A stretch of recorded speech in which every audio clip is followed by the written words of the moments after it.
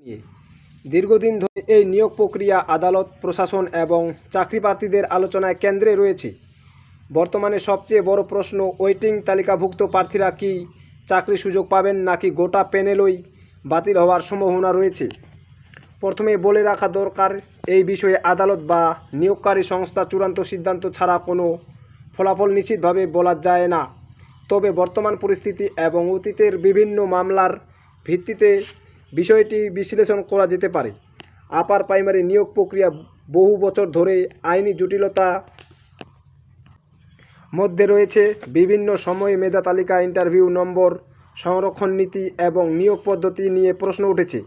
এর ফলে বহু যোগ্য প্রার্থীরা এখনও নিয়োগের অপেক্ষায় রয়েছেন। ওয়েটিং তালিকাভুক্ত প্রার্থীদের দাবি, যদি শূন্যপদ থাকে এবং আদালত নিয়োগ প্রক্রিয়াকে পুরোপুরি বাতিল না করে তাহলে অপেক্ষামান প্রার্থীদের সুযোগ দেওয়া উচিত। তাদের মতে, দীর্ঘদিন ধরে অপেক্ষা করার পরও তারা এখনও ন্যায্য সুযোগ পাননি। অন্যদিকে কিছু আবেদনকারী এবং মামলাকারীদের দাবি, যদি নিয়োগ প্রক্রিয়ায় বড় ধরনের অনিয়ম প্রমাণিত হয় তাহলে গোটা প্যানেল পুনর্বিবেচনা করা প্রয়োজন হতে পারে। তবে আদালত সাধারণত কোনো প্যানেল বাতিলের আগে প্রমাণ, নথি এবং প্রভাবিত প্রার্থীদের অবস্থান বিস্তারিতভাবে বিবেচনা করে। আইনি বিশেষজ্ঞদের মতে, আদালতের সামনে সাধারণত 3 সম্ভাবনা থাকতে পারে। প্রথমত সম্ভাবনা, আদালত যদি মনে করে নিয়োগ প্রক্রিয়া মূলত বৈধ এবং শুধুমাত্র সীমিত কিছু সমস্যা রয়েছে, তাহলে সংশোধনমূলক ব্যবস্থা নিয়ে ওয়েটিং তালিকা থেকে নিয়োগের পথ খুলতে পারে। দ্বিতীয় সম্ভাবনা, আদালত যদি কিছু নির্দিষ্ট প্রার্থীর ক্ষেত্রে অনিয়ম খুঁজে পায় তাহলে শুধুমাত্র সেই অংশে ব্যবস্থা নেওয়া হতে পারে এবং বাকি নিয়োগ বহাল থাকতে পারে। তৃতীয় সম্ভাবনা, যদি আদালত মনে করে পুরো প্রক্রিয়ায় গুরুতরভাবে ত্রুটিপূর্ণ তাহলে বৃহত্তর সিদ্ধান্ত নেওয়া হতে পারে।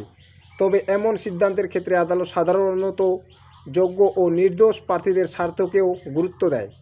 অনেক চাকরি প্রার্থী আশা করছেন যে নতুন প্রশাসনিক উদ্যোগ বা আদালতের পর্যবেক্ষণের ফলে দীর্ঘদিনের অচলাবস্থা কাটবে। তবে তাদের বক্তব্য, হাজার হাজার শূন্যপদ থাকা সত্ত্বেও নিয়োগ প্রক্রিয়া ঝুলে থাকা শিক্ষা ব্যবস্থার জন্য ক্ষতিকর।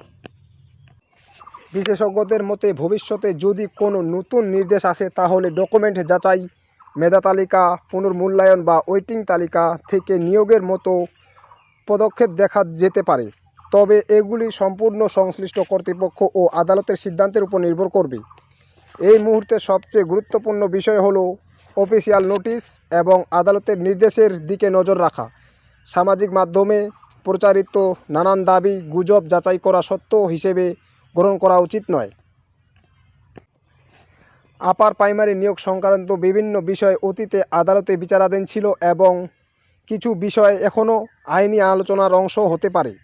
ওয়েটিং তালিকাভুক্ত প্রার্থীদের নিয়োগের বিষয়ে বর্তমানে কোনো চূড়ান্ত সরকারি ঘোষণা নেই। গোটা প্যানেল বাতিল হবে কিনা সে বিষয়ে আদালত বা কর্তৃপক্ষের আনুষ্ঠানিক সিদ্ধান্তই চূড়ান্ত। আদালত সাধারণত অনিয়মের মাত্রা, প্রমাণ এবং নির্দোষ প্রার্থীদের স্বার্থ বিবেচনা করে সিদ্ধান্ত দেয়। চাকরি প্রার্থীদের সর্বদা অফিসিয়াল বিজ্ঞপ্তি ও আদালতের আদেশ অনুসরণ করা উচিত।